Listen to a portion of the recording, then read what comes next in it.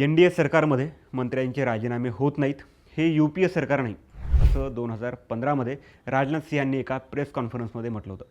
पण धर्मेंद्र प्रधानांच्या राजीनाम्यामुळे ते चुकीचे ठरलेत.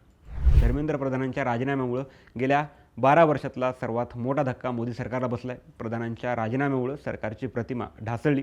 मोदींच्या नेतृत्वामधल्या सरकारवर एक डाग लागलाय. तसंच सरकार आणि मोदींच्या प्रतिमेला तडा गेलाय.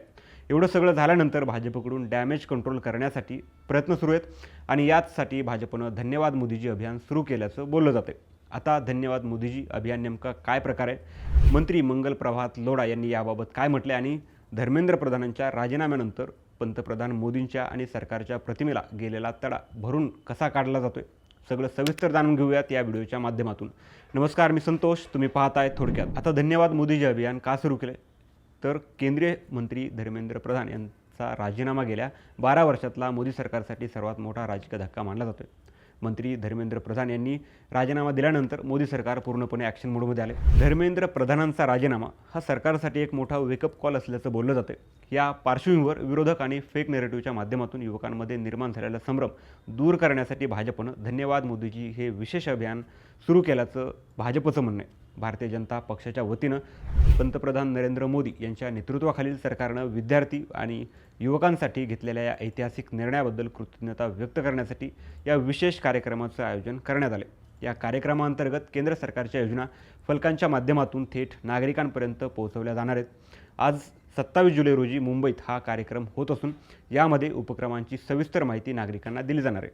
या कार्यक्रमादरम्यान फलकांच्या माध्यमातून राष्ट्रीय शिक्षण धोरण, मल्टिपल एंट्री आणि एक्झिट प्रणाली, PM श्री शाळा, PM ई-विद्या, दीक्षा पोर्टल, प्रधानमंत्री विद्यालक्ष्मी योजना, प्रधानमंत्री शिष्यवृत्ती योजना, IIT, IIM आणि एम्सचा यासारख्या संस्थांचा विस्तार, स्किल इंडिया अभियान, प्रधानमंत्री कौशल्य विकास योजना यासारख्या अनेक योजनांची माहिती तरुण आणि त्यांच्या पालकांपर्यंत, विद्यार्थी आणि त्यांच्या पालकांपर्यंत पोहोचवली जाणार आहे. आता असं मंत्र्यांचं म्हणणं असलं तरी विद्यार्थी आणि पालकांमध्ये सरकारची इमेज सुधारण्यासाठी हा फंडा उपयुक्त ठरू शकतो असं बोललं जाते. आता याबाबत अधिक माहिती देताना मंत्री मंगल प्रभात लोढा यांनी नेमकं काय म्हटले ते पण सांगतो.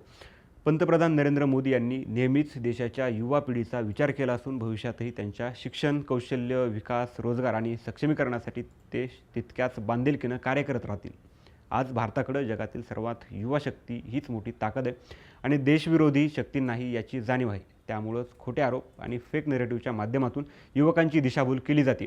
मात्र हा अपप्रचार आम्ही यशस्वी होऊ देणार नाही. लोढांनी पुढं असं म्हटलंय की विरोधकांकडे विकासाची कोणतीही ठोस दृष्टी नाही, त्यामुळे ते आंदोलन, अपप्रचार आणि फेक नेरेटिव्हचा आधार घेऊन युवकांमध्ये संभ्रम निर्माण करतात. मात्र सत्य जनतेसमोर आणणं ही आमची जबाबदारी आहे. धन्यवाद मोदीजी हा केवळ एक कार्यक्रम नाही, तर देशाच्या युवा शक्तीनं अनुभवल्या सकारात्मक परिवर्तनाबद्दल व्यक्त केलेली कृतज्ञता आहे. या कार्यक्रमात भाजपचे पदाधिकारी, भारतीय जनता युवा मोर्चाचे पदाधिकारी, महिला मोर्चाचे कार्यकर्ते, विविध शैक्षणिक संस्थांमधील विद्यार्थी तसंच तरुण आणि नागरिक मोठ्या संख्येनं उपस्थित राहणार असल्याचंही मंत्र्यांनी सांगितले. आता सरकारचं आणि मोदींच्या इमेजचं डॅमेज कंट्रोल कसं सुरू आहे, तर धर्मेंद्र प्रधानांच्या राजीनाम्यानंतर सरकारची गेलेली प्रतिमा सावरण्यासाठी आणि डॅमेज कंट्रोल करण्यासाठी भाजपनं त्रिसूत्री रणनीती आखल्याचं बोललं जातं. यात पहिली गोष्ट अशी की धन्यवाद मोदीजी अभियान सुरू करण्यात आले. आज 27 जुलैपासून मुंबईत या अभियानाच्या माध्यमातून सरकारच्या युवा केंद्रित योजनांचा प्रचार करून सकारात्मक वातावरण निर्माण केलं जाते. परीक्षा सुधारणा विधेयक, आता यातली दुसरी गोष्ट अशी की परीक्षा सुधारणा विधेयक, पेपरफुटीच्या घटनांना आळा घालण्यासाठी सरकार आज संसदेत परीक्षा सुधारणा विधेयक मांडणार आहे. हे विधेयक मांडण्याची व मंजूर करून घेण्याची जबाबदारी केंद्रीय मंत्री डॉक्टर जितेंद्र सिंह यांच्यावर सोपवण्यात आली आहे. रविवारी काल पंतप्रधान मोदींनी एक व्हिडिओ शेअर करत त्यामध्ये प्रश्नपत्रिका फुटण्याच्या प्रकारांना आळा घालण्यासाठी सरकार कठोर कायदा आणणार असल्याची घोषणा केली होती.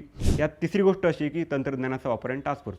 मोदींनी रविवारी जो व्हिडिओ शेअर केला त्या व्हिडिओमध्ये परीक्षा व्यवस्था आणि अधिक पारदर्शक आणि सुरक्षित करण्यासाठी तंत्रज्ञानाचा वापर करणार असल्याचं सांगितलं आणि यासाठी नंदन निलेकणी यांच्या अध्यक्षतेखाली एक विशेष टास्क फोर्स तयार केली जाणार असल्याचं त्यांनी सांगितलं. आता चौथी गोष्ट अशी की पंतप्रधान मोदींनी वाढवलेला इंस्टाग्रामचा वापर. मोदींनी देशातल्या तरुणांशी थेट संवाद साधण्याचा नवा तोडगा काढला आहे. मोदी आता इंस्टाग्रामवरून देशातल्या तरुणांशी संवाद करत आहेत आणि त्यांना विश्वासात घेण्याचा प्रयत्न करताना दिसून येत आहेत. या चारही उपायांच्या माध्यमातून मोदी सरकारची आणि मोदींची ढासळलेली इमेज सुधारण्याचा आणि विरोधकांच्या टीकेला प्रत्युत्तर देण्याचा प्रयत्न करताना दिसून येतात. भाजप, केंद्र सरकार आणि राज्य सरकारकडून सुरू असलेल्या या सगळ्या खटाटोपाबाबत तुमचं मत आम्हाला कमेंट करून नक्की सांगा आणि अजून तुम्ही थोडक्यातला सबस्क्राईब केलं नसेल तर लगेचच सबस्क्राईब करा.